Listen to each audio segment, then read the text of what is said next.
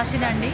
మా మామయ్య గారు కొంచెం శ్వాస ప్రాబ్లం ఉంటే మేము యశోద హాస్పిటల్కి తీసుకొచ్చాం. ప్రైవేట్ హాస్పిటల్, మాకు నమ్మకమైన హాస్పిటల్ అని తీసుకొని వచ్చాం. కానీ ఇక్కడ 10 రోజులు పెట్టుకొని 8 లక్షల బిల్లు వేసి ఆఖరికి ఏం చెప్పారంటే మాకు వీడియో కౌన్సిలింగ్లో చనిపోయారండి, మీరు బాడీని తీసుకెళ్ళండి అని చెప్పి మేము చాలా బాధపడ్డామండి.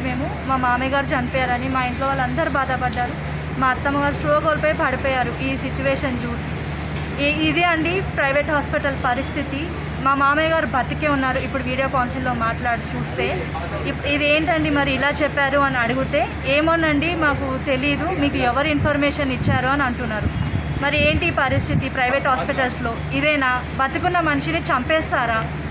మేము ఎంతగా బాధపడ్డాము, ఎంత క్షోభపడ్డాము అది ఎవరికి అర్థం కాదండి, అనుభవించే వాళ్ళకి అర్థమవుతుంది. మా మామయ్య గారు బతికే ఉన్నారు. మేము ఇప్పుడు చూశాక మేము నిర్ధారించుకున్నాం. కానీ చనిపోయినా అని చెప్పినారు. హాస్పిటల్లో బిల్లు కట్టించుకోవడానికి ఇవన్నీ చేస్తున్నారా ప్రైవేట్ హాస్పిటల్స్లో? మీరు ఇంత మోసమా? మనిషి బతుకున్న వాడిని చంపేస్తున్నారు మీరు. మా ఫ్యామిలీలో ఆయన ఒక పెద్ద దిక్కు. అందరూ ఎంతో బాధపడుతున్నాం మేము. రాత్రి నుంచి మాకు అసలు తిండి లేదు, ఏం లేదు. 8 లక్షల బిల్లు కట్టించుకున్నారు. వెంటిలేటర్ పెడుతున్నాం అంటారు, అది అంటారు, ఇంజెక్షన్స్ అంటారు. ఇంజెక్షన్స్ కూడా ప్రిస్క్రైబ్ చేస్తారు. ఇక్కడ ఉన్నవే ప్రిస్క్రైబ్ చేయాలి కదా, ప్రిస్క్రైబ్ లేదంటారు, బయట వెతుకుమంటారు. 4,000 5,000 ఇంజెక్షన్ కాస్ట్ చేసేది బయట 40,000 అంటున్నారు. మేము ఎక్కడి నుంచి తెస్తాం ఈ డబ్బులు? లాక్డౌన్ ఉంది ఇప్పుడు అంటారు. ఎవరికి జాబ్ లేదు ఇంట్లో. ఇంత కష్టమైన పరిస్థితిలో ఇట్లాంటిది చేస్తున్నారు. ప్రైవేట్ హాస్పిటల్స్ పరిస్థితి ఇది. యశోద హాస్పిటల్ ది గ్రేట్ అని చెప్పుకుంటారు కానీ waste hospital, one of the waste hospital. బతికున్న మనిషిని చంపేస్తున్నారు. ప్రైవేట్ ప్రైవేట్ ప్రైవేట్ అంటారు కానీ ఇది పరిస్థితి ప్రైవేట్. నేను అంతేనండి.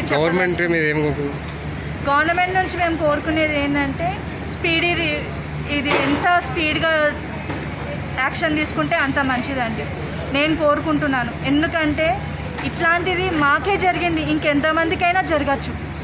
మేము ఒకళ్ళమే ఇంత బాధపడ్డాం, కానీ మా లాంటి పరిస్థితి ఎవరికి రావద్దని నేను కోరుకుంటున్నాను.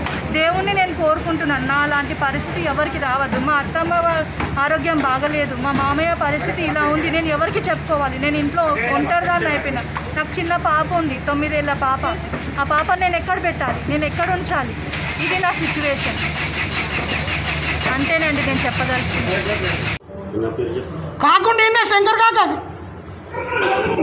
శంకరాకతో మాట్లాడు. శంకరాకతో ఏమన్నాం బాబు? మా మాట వింటుండు బాబు. చేయకపోతే నేను ఎందుకు వస్తా, ఇవన్నీ ఎందుకు చేస్తా? నాకే అశోక్ కుమార్ ఏం కన్ఫర్మ్ చేసి చెప్పు. రాత్రి విన్నావు కదా నువ్వే. నాయనా నువ్వు భయపడుతున్నందుకు నాయన నువ్వు అట్లా నువ్వు భయపడుతున్నందుకు నువ్వు ధైర్యంగా ఉండు, నీకేం కాలేదు.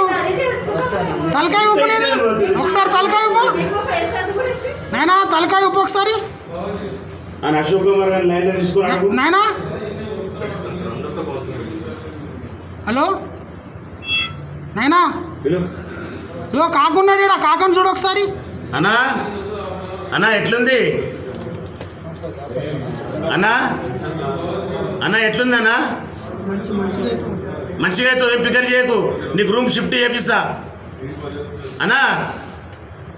అన్నా అన్నా ఇగో రూమ్ షిఫ్ట్ చేపిస్తా నీకు, ఏం పికర్ చేయకు. చూసారా అందరూ పోతారమ్మా చూడు. ఇప్పుడు ఏమో మాట్లాడబోతుండు చూడండి.